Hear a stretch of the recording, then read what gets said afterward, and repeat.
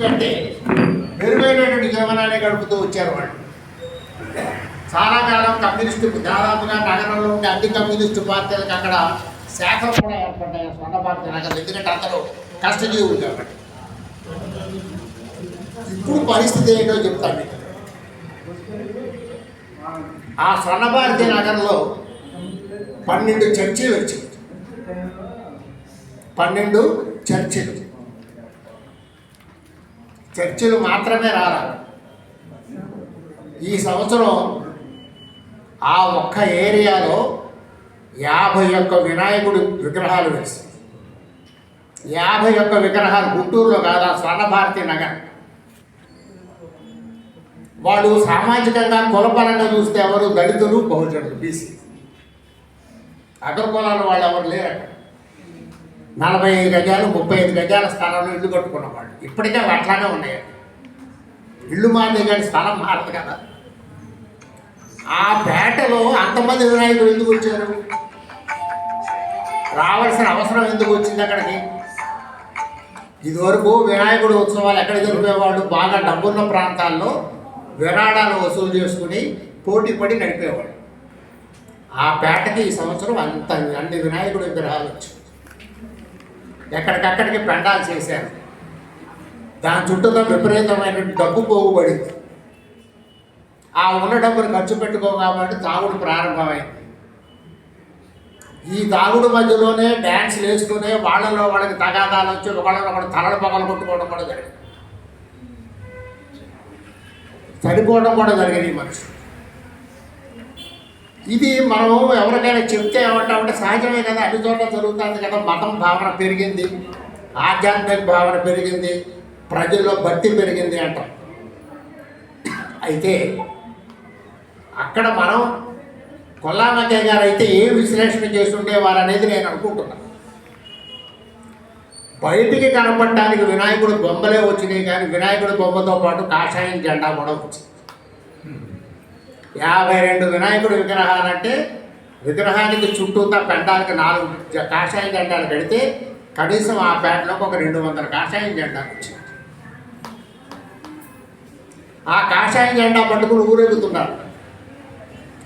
దీన్ని రాజకీయాల్లో నుంచి చూస్తే కాషాయం జెండా ఎవరి జెండా?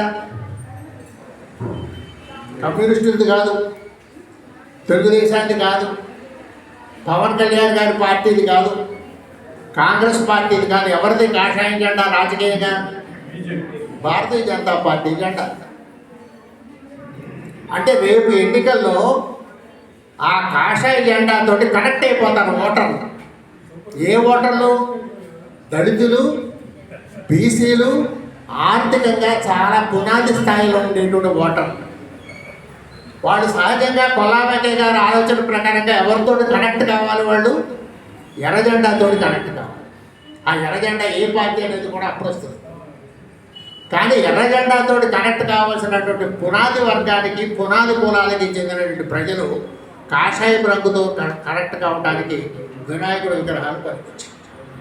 రాజకీయాలకి, పండగలకి, సంస్కృతికి మధ్య నుండి లింక్ అది ఖచ్చితంగా కొల్లామక్కయ్య గారు ఇట్లా ఆలోచించేవాళ్ళని.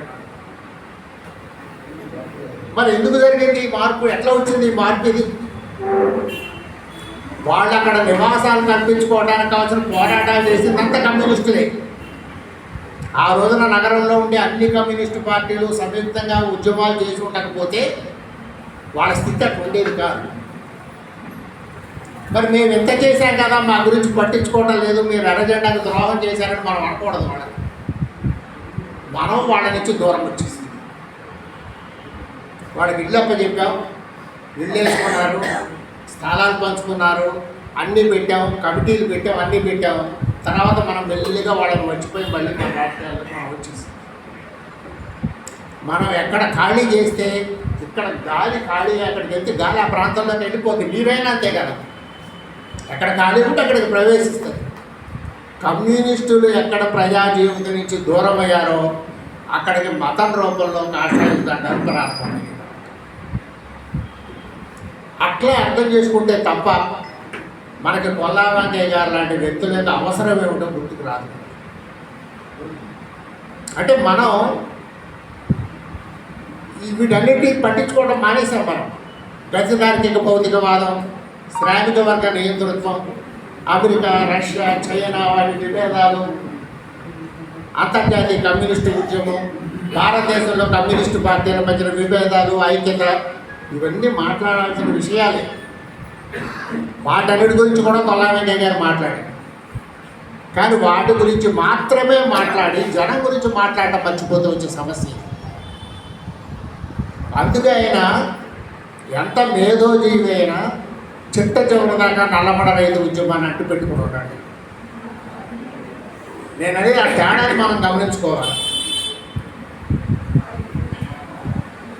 ఆయన నుంచి నేర్చుకోవాల్సిన గుణపాఠం మనం చనిపోయినటువంటి వాళ్ళ గురించి మాట్లాడుకునేటప్పుడు కేవలం వాళ్ళ పొగట్టం కోసం కాదు కదా, వాళ్ళ నుంచి మనం ఏమి నేర్చుకోవాలి. మనకు వారసత్వాన్ని వదిలిపెట్టి వెళ్ళారు. రాజమోహన్కి ఏమైనా డబ్బులు ఇచ్చాడో ఆస్తి ఇచ్చాడో లేదో నాకు తెలియదు, కానీ మనందరికీ ఒక గొప్ప ఆచరణ వారసత్వాన్ని ఇచ్చాడు కొల్లా వెంకయ్య గారు. అది వెంకయ్య గారైనా, నాగిరెడ్డి గారైనా, మాధవ నారాయణ స్వామి గారైనా, దేవుపల్లి గారైనా, ఎవరైనా మన వారసత్వాన్ని కొనసాగించాల్సిన బాధ్యత ఎవరిది? ఇప్పుడు ఆయన సంస్మరణ సభలు, వాళ్ళ సంస్మరణ సభలు జరుపుకుంటున్న వాళ్ళు మా నాయకులని మనం గర్వంగా చెప్పుకుంటాం.